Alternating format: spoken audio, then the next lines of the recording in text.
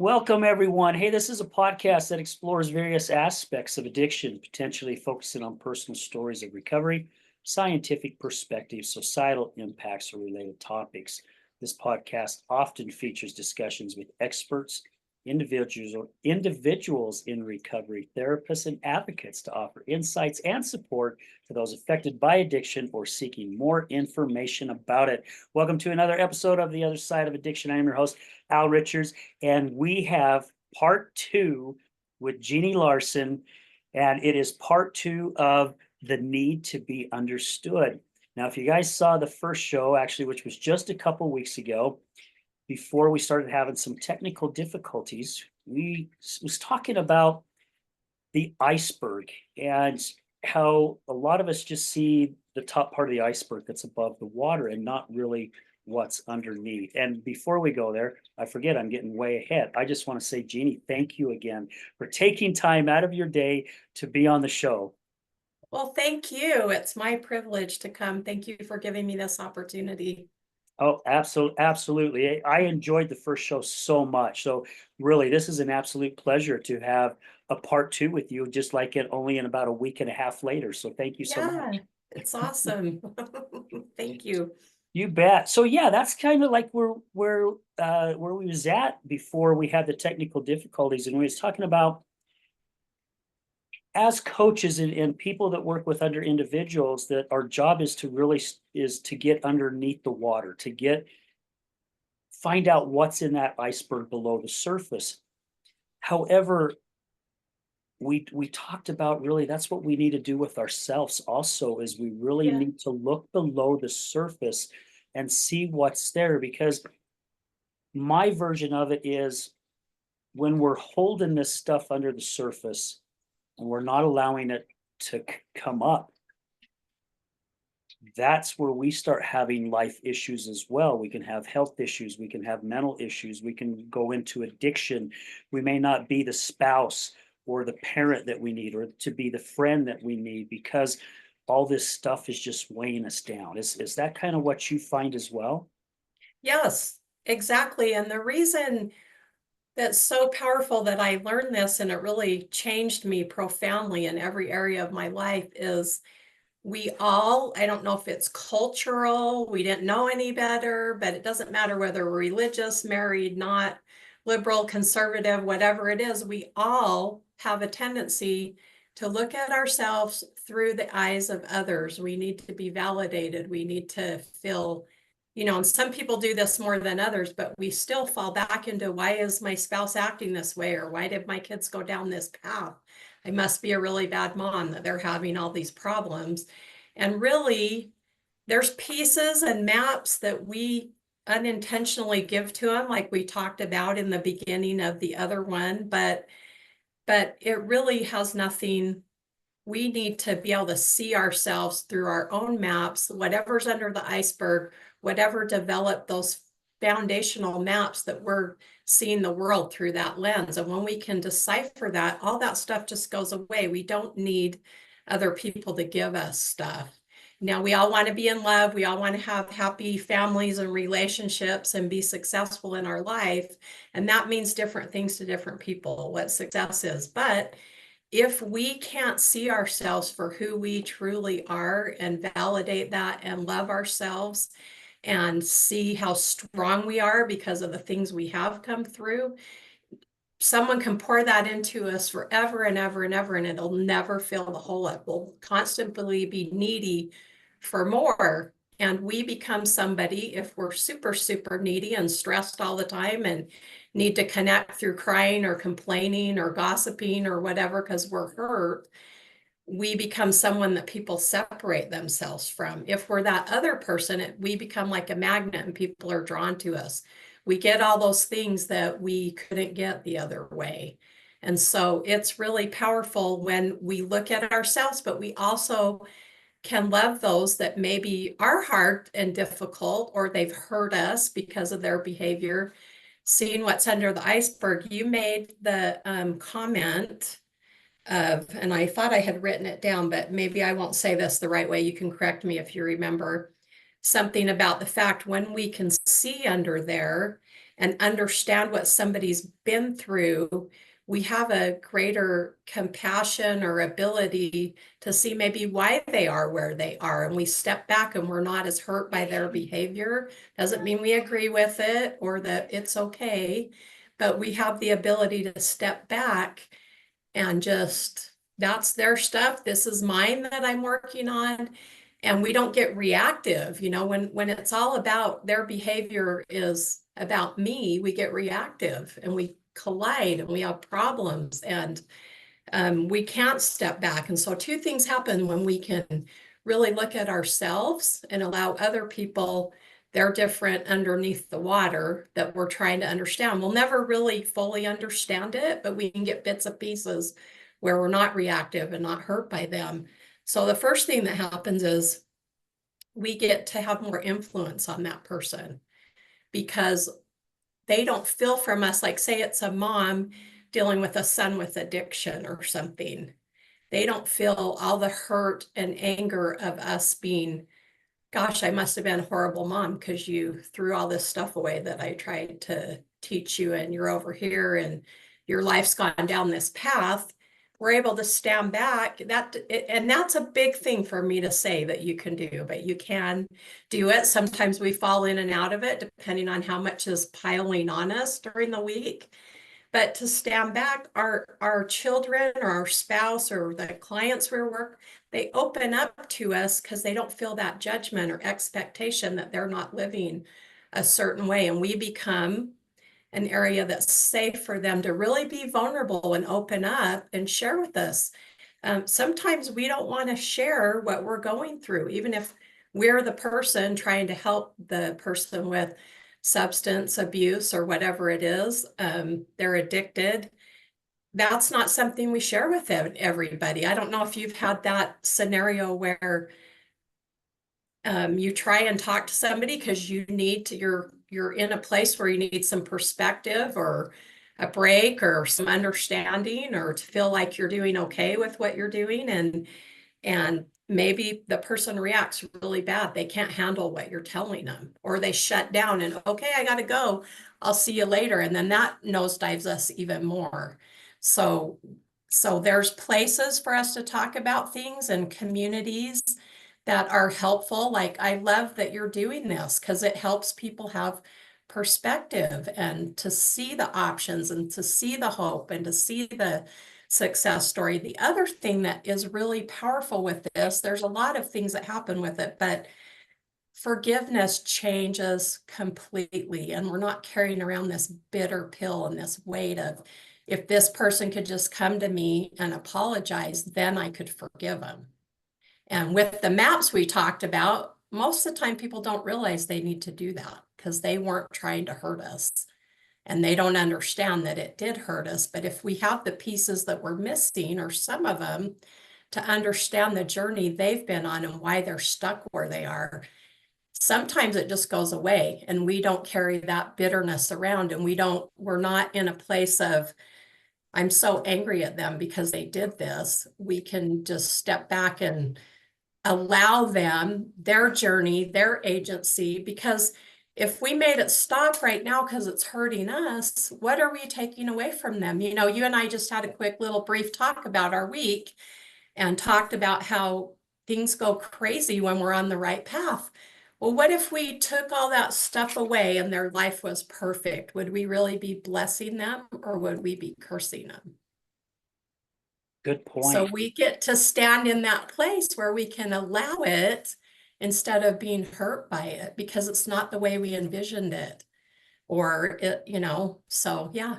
Yeah. And the way that you put this, Jeannie, just brought something that just happened to me this week. And a good friend of mine pointed this out to me. So my ex-wife is homeless. Okay, the alcohol's just got to where it just took her down a road, and she got her a phone and she called me, and I'm very grateful that she called me because at least I know she's still alive. Yeah. And she was I was asking her how she's been doing, and she goes, well, I found a place to stay for a couple days, And I'm like, okay, well, that's good. And how did you find this place? Well, she met a guy on tracks Oh, and told this guy she was homeless. And guy said, well, you can come and stay at my place for a couple days. And I was livid. I was so upset because I'm like, do you flippin' realize what could have happened to you? I says, because yeah, there's people out there looking for people just like yourself. He could have sold you to someone who now sells you for sex or who knows what, right? Would never see you yeah, again. You disappeared. So I'm really upset. She already feels bad enough. yeah, So here I am getting upset. So I'm talking to a good friend of mine who lived on the streets, who 13 different foster homes, lived on the street, ate out of dumpsters, shot twice due to bad drug deals. And I mean, this guy, and to see where his life's at today is just flipping amazing. And he's like one of my best friends. And he goes, Al, he goes, as a friend, I want you to listen to me very, very carefully. That's her journey, not yours. He goes, when you're on the streets, he says, you got to realize she's in survival mode. yeah, She's going to do whatever she thinks she can do to get herself out of the elements outside, even though she knows the dangers that could be there, right? Because he yeah, goes, when I was on the streets, if someone came up to me and offered me a place to stay, I jumped on it because it's better than being outside in the cold or the heat. yeah, However, that anything could happen to you there too. anything could happen to you there. So he goes, when you're in survival mode, you do what you feel like you have to do to survive at that moment. And he goes, that is not your journey to choose.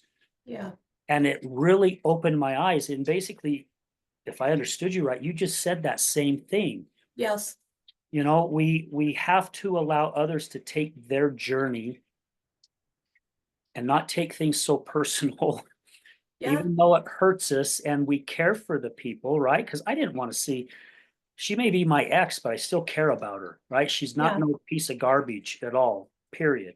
I know it's the addiction, not her, because I yeah. know this woman that's still inside. And I know she's still there because every once in a while I see little glimpses of it, you know? So thank you for sharing that. Well, you're welcome and thank you for sharing what you did. I got chills while you were talking because you don't know this part of me, but it plays really into why we started our group. So I'm in my daughter's bedroom that's 35. She was bedridden, bedbound in here for 8 years, and she couldn't function because she had Crohn's disease, chronic fatigue syndrome, and then she was finally diagnosed with borderline personality disorder at the end. And she was able to probably 6 years ago get out and start working and live on her own. And then I won't get into the whole story, but through some encouragement of some therapists without talking to us, they had her cut our family off. And we have not seen her or talked to her for 5 years. She's homeless right now. And we've had different people reach out to us through social media and stuff and say she's in Texas, she's in South Carolina. And we've tried to go and figure out where she is and bring her home, and we have not been successful. But so I do know how difficult it is to have someone that you love living on the streets and not, and I don't know how to contact her. At one time, she had a phone that my son had gotten for her that she doesn't have anymore. And I've really, my office is in her bedroom because she was the catalyst for me to learn all this stuff. When she was still here in bed, she was studying about neuroplasticity and all those things. I didn't know what it was, and it sounded like voodoo or something. And she started me on this journey, and I was like everybody, I was focusing on her and how to fix her so she could have a productive life because she's beautiful and talented. She wanted to be a surgeon when she was in high school. Beautiful voice, beautiful artist, and just an amazing person. And it just went down this path through her help that now I can look back and see things I didn't understand before, which we all do that with the information we have as we go through these. And it's been my mission to work on myself. So if I have that opportunity in this lifetime to see her again, sorry, I'm going to get emotional talking to Okay. you. because it's really been a huge change for me. I'm a different person. I want to be ready when she comes so I can listen to her and hear her and not get defensive and have our family heal. And so this is one of those things that I don't talk to everybody about because sometimes they're judgmental that, oh, you must have really been abusive or whatever for your daughter to choose that. It's all over social media of kids leaving and their parents not raising them right. And they're not going to do that to their kids. And everybody's a narcissist. And there's so much information that's not there. And that's part of their journey too, but it's sensitive. And then there's other people that it just upsets them because they're in a hard place and they can't take your stuff on too. But I am hopeful because of the change I've seen in myself and hundreds of other people that I got to work in a clinical setting that I've had little bits and pieces given to me through these people and some other stuff that I know that she's strong and she's amazing. And if I focus on that, she's smart. And that if anybody can survive this and get through it, it's her. But I just need to not focus on all the scary stuff like you're talking about. And what is she learning? I don't know.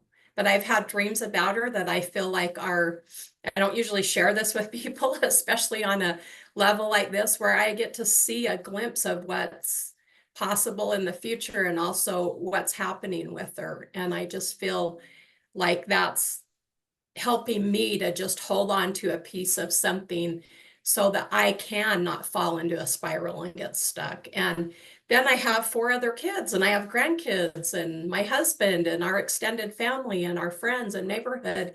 If I'm so stuck in this hole that I can't get out of, I'm not helpful to anybody. And that doesn't mean sweeping it under the rug, but it's why did I have this experience in my life? And what am I supposed to get from it? And then I hope it's okay if I jump into, so we started a group. This month will be our 4th event. We do them once a month for women. It's a free like women's circle or support group, whatever you want to call it. And 2 of my friends who are facilitators through Fly and the NAP model are also, they're the co-founders of it, and we meet outside at somebody's house. Now that it's starting to get cold, we're moving inside. We've had about 15 to 20 people, which is, I think is a great show up for it being brand new. And we bring science and faith together.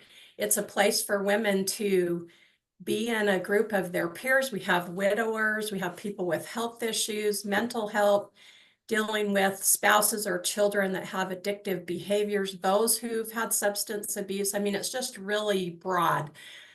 Kids, people that have lost their children to suicide or they've had suicide ideations themselves.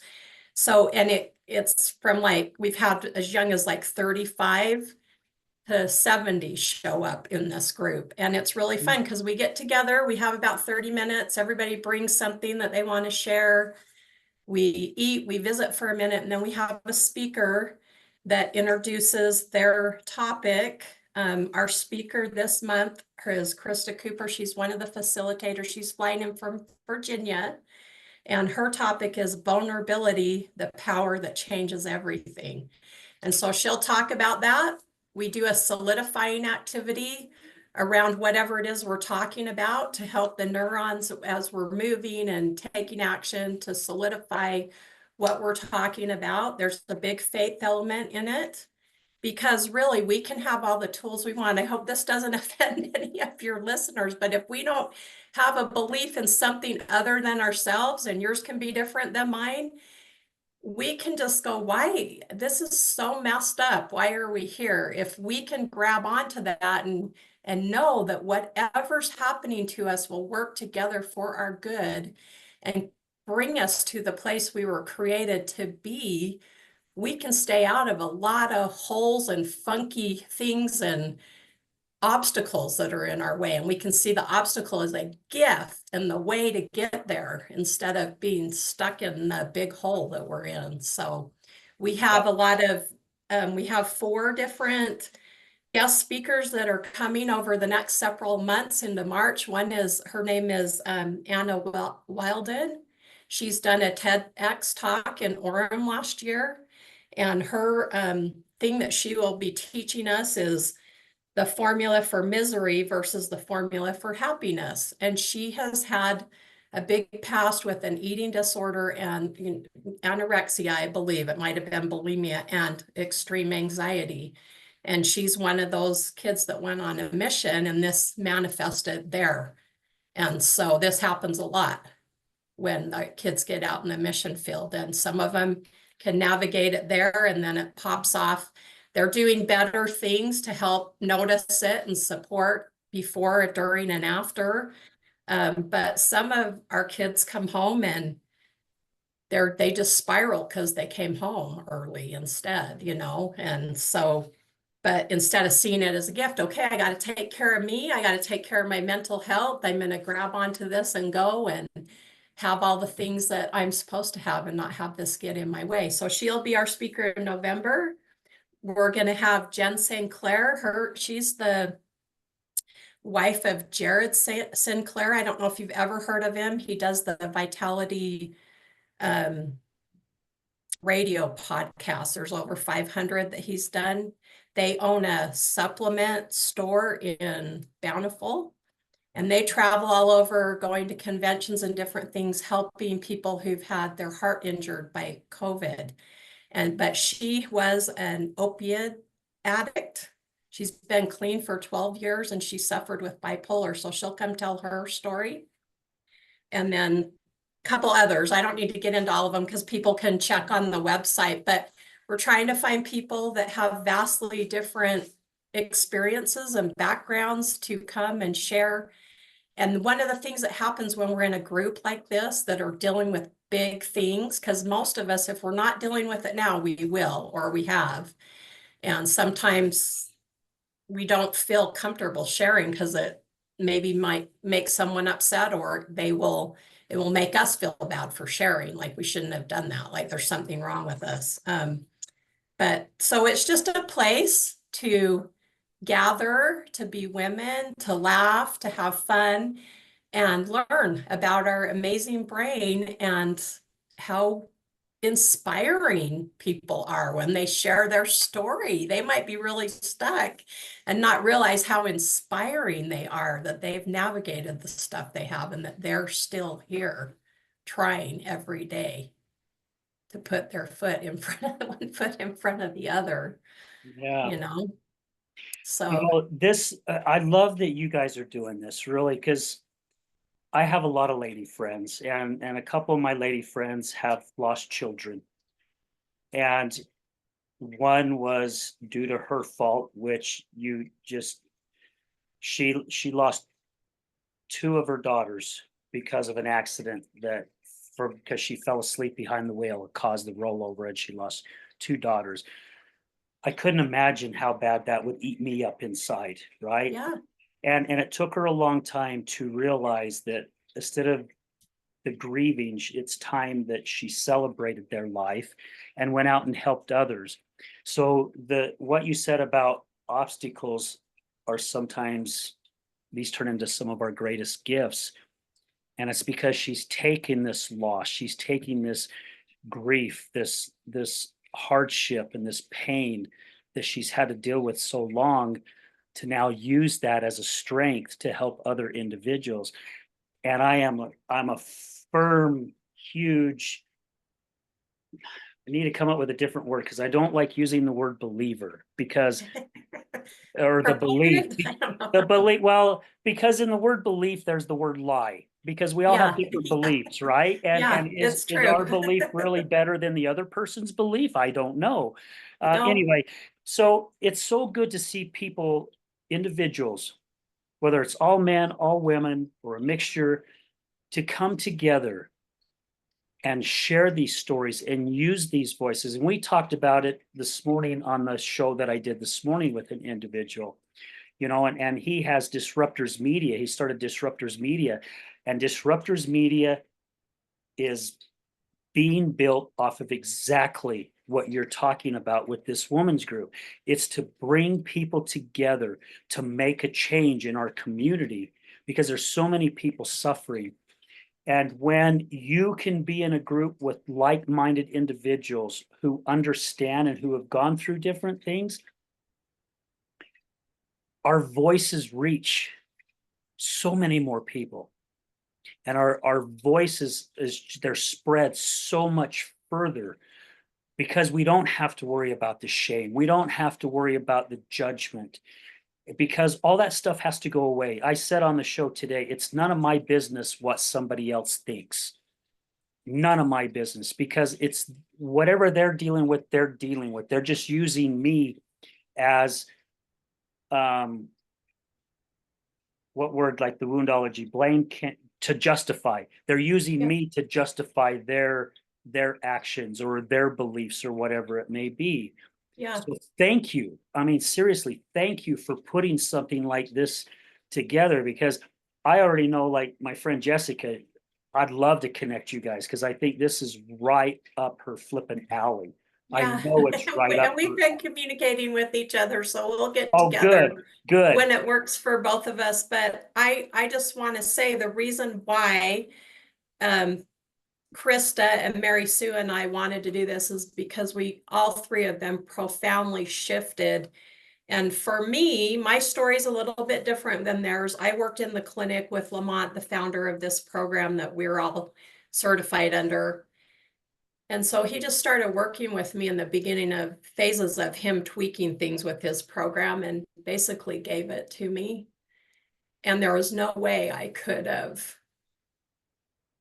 paid for it at the time. So I really feel like we are our happiest when we meet that sixth human need of contribution and we can give back. So this is a really small way for us to give back and to share our stories and allow people to share theirs and to grow their community and just help each other and introduce different people to that community. So it's really been interesting because I felt a pull about a year and a half ago that I needed to be going in a different direction. And I really fought it. I'm like, why do I need to do this? I'm happy. I only work 1 or 2 days a week. I'm making more money than I ever have. I can be grandma. I can go to the football games, whatever I want to do with my husband because he's a coach. And but I just kept having, and I was fighting it. And in my prayers, I'm like, okay, you don't want me to go over here, but where do you want me to go? I don't know where I'm supposed to go. I thought this was it. Thought I was helping people. I thought I was growing and contributing to my family in ways that I haven't financially and otherwise on this level in the past. And it just unfolded. And once I was like, okay, I'll go where you want me to go, but I don't know where that is. So show me. And all these things just fell into place. And so I really don't think it's us, but we're willing partners to do it, which you have to be. You have to be willing to go where you're being directed. So it's been really fun and just changed my faith on a level that I didn't know I had. I thought I did, but I'm really seeing I was a control freak a little bit and had to know why. And that's why I love this fly model, know why we do why the brain does what it does. Like, I'll give you a simple example. Years ago, when vision boards first came out and they were really big, I thought this is so stupid that you put a house on a board or a lady in a bikini or a car or whatever, and it's supposed to just show up. I don't believe it. And now that I know how our brain works, and we focus on things and we can get data to help us create the route to get what we're focusing on. And that can be to our detriment too, if we're not careful. It's so fun, but because I'm that logical person and I have to know where I'm going, this has been a really great growing experience for me. And I have to tell you that me just talking to you opened up some old maps for me that at 61, I am being part of this group, and the person that put me in contact with you, I'm on a journey that I didn't know I needed to go on. And it's been really powerful for me and my family, all through me. I'm not patting myself on the back, but we put a lot of hours into doing this every week and have meetings and, just the logistics of finding the places and to do it and stuff. And it's just been really simple and fallen into place. But this powerful gift has been given to me through being willing to follow. And I'm so excited because I know stuff is going to transform even on a higher level with my family that I grew up in. It's already really different because of the stuff that I know, but it's just so exciting. The stuff that we do is so exciting. It's awesome. Thanks for making me cry the whole Oh, time.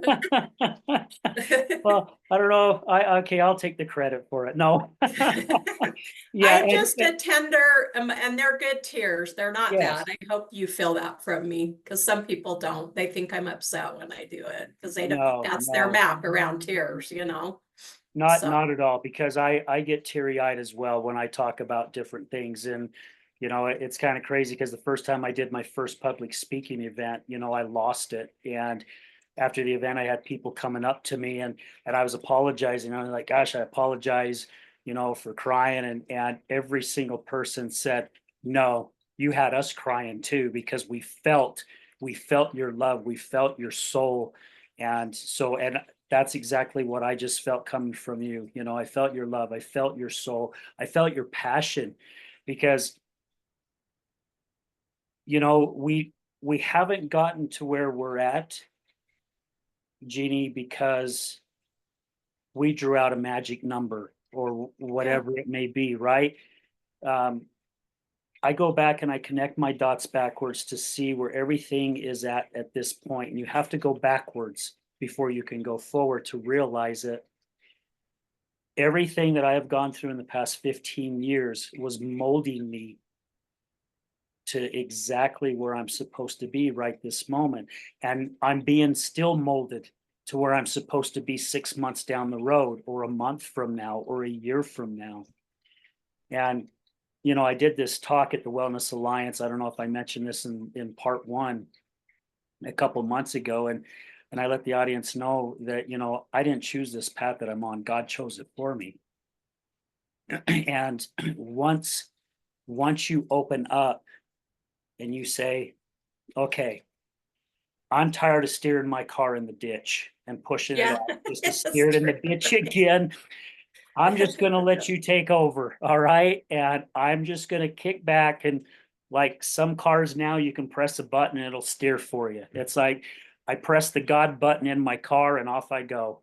And I'm just gonna Yeah, go wherever he leads me. And it's amazing what we learn from it, right? I mean, like I just shared a minute ago, what I learned from my friend who was homeless many, many times taught me a very, very valuable lesson yesterday. And again, that's part of my journey, along this road that God has put me on. It's almost like we have certain rest stops or certain convenience stores that we're stopping at, but it gives us, instead of going in there for chips or snack, or my favorite stuff on road trips is licorice and jerky, you know, and yeah, yet we're picking up a key, we're picking up a nugget, a gold nugget every time that we stop to help us along our journey to so we can get further. And yeah, I'm blessed and I'm so grateful because I get to meet so many amazing individuals like yourself and so many others that have helped me learn and helped me get some keys and help me go, okay, I really got to get below the surface some more, right? And figure yeah. some of this out. Yeah, and it's so fun because I'm sure you've had this shift too. I used to be really like, why is all this stuff happening? This is so hard. And, or what did I do wrong? Or what, am I a bad person? Did I not make right choices? Why? And now I can look back on my life and I don't see it that way. I see all of it as a gift because it has been transformational. And I also get really excited if I'm in the right place and I work to keep my view that way. And most of it is automatic after you do it so long, like we talked about with the neurons, programming our brain to see things a certain way. When unexpected stuff come, this is my quote that I came up with. I love it when things don't go as planned. Is there a better way to see yourself? There isn't. When crap hits the fan, you learn a lot about people, especially yourself, and Yeah. where you need more work. Because all of us need to, you know, rub off that rough spot that's there that we're doing pretty good because we got X, Y, and Z. And that's not to be negative or look at what's wrong, but that's when we see where we need a little bit more work still, and we keep going in that direction. When things go crazy, we get to Yeah. look at, why am I responding this way? Where's the deficit, which we talked about before? Where's the deficit in me that I'm getting mad at what this person is doing or what they're saying, or because I'm stuck in traffic or whatever it is. And some people might go, well, because you're going to be late and this is an important event. But one of the greatest gifts I had initially coming out of this program was to let things go. And that has blessed me so much. I won't say I'm perfect at it, because I still have some things happen that I'll get wound up over. And the people that you hurt the most are usually those that are closest to you when you go off and get upset. But I can tell you that 99% of the time I don't go there, and I can go, okay, there must be a reason. There must have been a car accident I wasn't supposed to get in today, or something, that we don't ever know Yeah. how we're being protected for the purpose we have here. And it helps us to understand our purpose. Some of us don't know for a really long time, maybe even in our whole lifetime, we don't know what our purpose is, and we feel like we missed the boat, when in actuality, we're being trained and brought up to what we're supposed to do here with these obstacles in our way. Yeah. So, So true. My buddy told me yesterday, he goes, Al, I'm gonna tell you something which I know you already know. Our life is by design. Our life has been designed perfectly for us. Perfectly. Our job is to which direction do we go, right? Because either way, it's designed. Doesn't yeah, matter. We can go any direction we want to go, but it's still by design. And sometimes we go down the wrong road, but it's still designed for us. Now, that road can eventually, maybe, hopefully not, could take our life. However, it can also take us down a really, really dark place where the light is finally seen to help us get back on the other path. And um, I knew that, but yet we get to the point sometimes where we get so wrapped up with the 3D realm that's out here in front of us that we lose sight of that. And I think everything that went on and with what he told me was God's way of putting the hook in me and reeling me back to put me back where I needed to be so I can continue to go down the path that I need to go down before I got too far lost. I love that. And the other thing is, we get addicted to when we throw a pity party for ourselves, or we get into those feelings of remorse or sorrow, or, we get in a scarcity place. But there's an addiction that happens with those neurons firing that have to fire so the brain functions. And like we talked about before, the brain doesn't go, oh, I need to pick a different thing because there's going to be all this collateral damage over here if I do it this way, with anger issues or whatever. And so it's really important that we don't sit and like beat ourselves up, because that even spirals it tighter, but to really look at it and question why we went there, and how we can look at it in a different way, or learn from it, like what you're saying. Where is it that I really want to go, and what have I been doing over here while I've been off on this path, and what have I learned while I've Yeah. been playing over here? Yeah. And do I really get distracted? Because that's what Lamont always says. But when we fall, most of the time we fall forward. When we physically fall, it's rare that we fall backwards, but it does happen sometimes. And so just physically, you're in a further down the road place when you fall. And so if you can look at that in your growth and your journey, that even with all these things that are happening, you, like you said, you're getting information that you didn't have before, and then you see things differently again. So really, is it a bad thing that you fell forward or that you did that? Yeah. Yeah. I mean, how many times maybe have you tripped? I mean, I like hiking and I don't know. I've heard of people tripping and falling before, and then while they're on the ground, all of a sudden they spot $100 bill laying there, which they would have never seen Yeah. if they stayed upright, right? Yeah. Yeah, that's Yeah. awesome. I don't know if you've heard of Caroline Miss. Caroline Miss, she is a five-time New York bestselling author, and she is an international speaker, well-known, renowned speaker on human consciousness. And she coined the word woundology. And I don't know if you've ever heard of that word. What is it? It's called woundology. Oh, woundology. Woundology. So throughout all her studies, she realized the majority of us, we blame, we complain, and we justify. And we do this every day of our lives. So, we blame. I like to use this example. Like UPS store last year, I was in there and some guy was picking up a package around Christmas and something had happened to the package. And the person behind the counter was, apologizing. He said, I don't know what happened, but this is what the tracking number's saying, and the guy got all upset and he turned around and he said, you just ruined my whole day. So I know throughout the whole day, that guy is bitching and moaning and complaining because he's blaming the UPS for ruining his day. When Yeah. all reality is he ruined his own day. Yes. So the blame and then the complain, right? I'm complaining because I was expecting this package, and then justify. Well, the reason why I'm so angry all day is because now I got to justify why I'm angry. The Yeah. majority of us go through this constantly.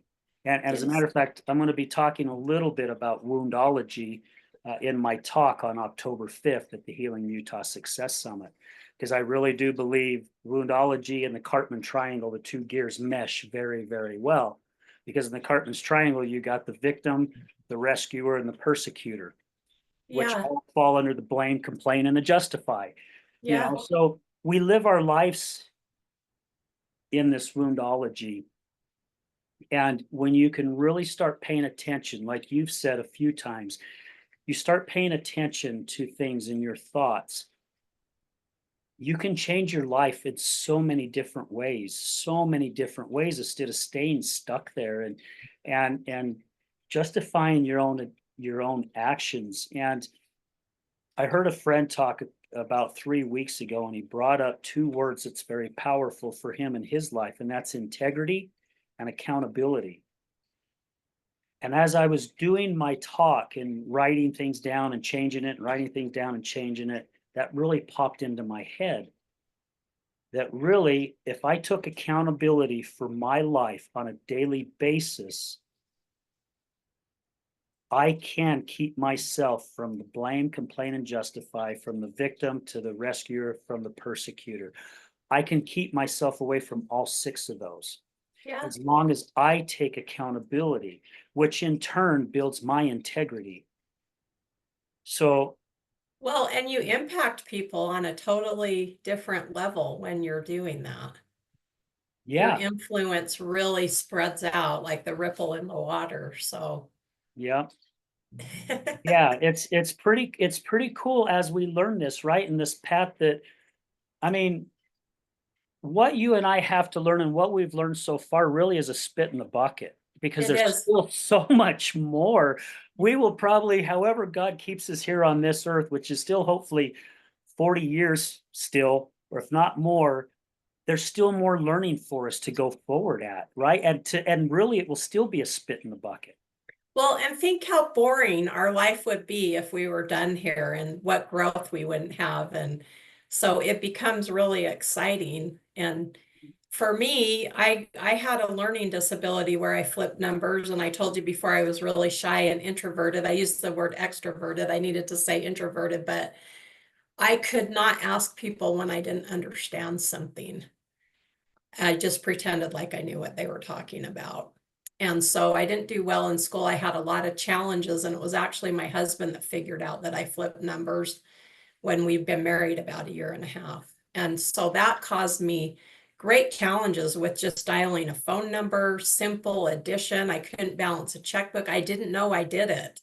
So it was really frustrating. I could get different answers doing the checkbook 10 different times, and because the numbers were all over the place. And so, I just think of how different I am just in like 6 years. And I want to give that to my kids. I want to be, because they've grown up with a really different mom than they have. They're all adults. And it's really fun for them to open up to me and be excited because I respond totally different to everything. And so, how is it if all of us can have that influence on the people around us? They wouldn't see me that way if they hadn't seen all the stuff that was in my way. And now that it's not, that doesn't mean everything's out of the way, but I've come a really long way. They're very open to listening to me or asking me for things, like, what do you think about this? Where before it was like, don't tell me what to do. You know what I mean? So it's fun. And so I don't know why I shared that with you, but it just is exciting to understand that you can change and that you're not stuck. And it's not because we have a hateful God or that there really isn't one because he's allowing all these horrible things to happen. There's a lot of love for us to allow us to grow like this. And wow, what are we going to be when we're done? I know. I know. Every once in a while I throw out, I wonder what I'm going to be when I grow up. Yeah, that's true. And you mentioned earlier too, sometimes it takes us a while. I mean, heck, I didn't realize really who Al Richards was. I mean, even 15 years ago when I lost my job, I didn't really even know what my purpose here was and who I was as an individual and what I was molding into literally up until probably 4 years ago. And Same for me. I was in my 50s before I had yeah, even an idea of why things went the way they went or why. It's and like and it was I'm not good at stuff. I just keep having to try other things or something. And I didn't see it as a gift. So, and it was the obstacles, right? It was the life yeah, challenges that brought us here, Jeannie. I mean, seriously, yeah, 'cause if it wasn't for my ex-wife's alcoholism, as well as me losing my job due to a dirty UA, my life would have not changed, at least to where it's at today. No way. I've gone backwards so many times and I'm like, there is no way my life would be where it's at if it wasn't for all this stuff that's happened. And some of it is still very painful, right? If I allow my brain to really dig deep and really start firing those damaged neurons again, oh, it hurts. It hurts so freaking bad, yeah. which, as you know, with what you shared today, the, Yeah, the my pain is daughter is the horrible. reason why I got on this path. And I'm so grateful, even though it's been extremely painful, it still is. She just had her 35th birthday in August, and her birthday is always really hard for me. And I have to really focus in a different direction so I can celebrate her and the gift that she is and the great memories I have with her and her desire to change the world too. And so I really feel like when we finally get to be together, we're going to go, wow, we've been on the same journey and we finally got to this place. It was different, but and we can really laugh together and really hear each other for the first time ever. Won't that be so exciting and amazing? Oh my gosh, yeah, and the stories that will be told. I mean, heck, Yeah. amazing. Yeah, But yeah. I do know that I have to be ready for her to come back, and I don't think I'm there yet. I've come a really long way, and so every time I start spiraling or not sleeping because I'm worried someone's hurt her or something, because I don't know, and sometimes you go that way. I start thinking about that. Well, if she walked in the door today, would I be ready to see her? And I'm in a much better place than I was, but there are still some things I'm working on. So I'm trying to look at her being gone as an opportunity too for our family to heal and be ready for her to walk through the door or call us and say, hey, I want to come see you, or will you come get me, or whatever however it comes down when it finally does. So Yeah, and God definitely knows that time, and it's what's that old saying that the teacher will appear when the student is ready, or something yeah, like that. I don't know if yeah, I said that right, but yeah, I never really understood that, and really never cared to understand it before. However, I understand it now. That's for yeah, sure. yeah. Yeah. Well, I'm just so grateful for you and for the opportunity to be on here. Like I said, one day I'll share with you more fully what catalyst you brought into my old maps and the healing journey that's happening right now that I didn't think would come. It's not appropriate right now on here, so I'll wait till I have a chance to visit with you Okay. sometime in private so that you know the gift you gave me besides this opportunity. So thank Wow. you.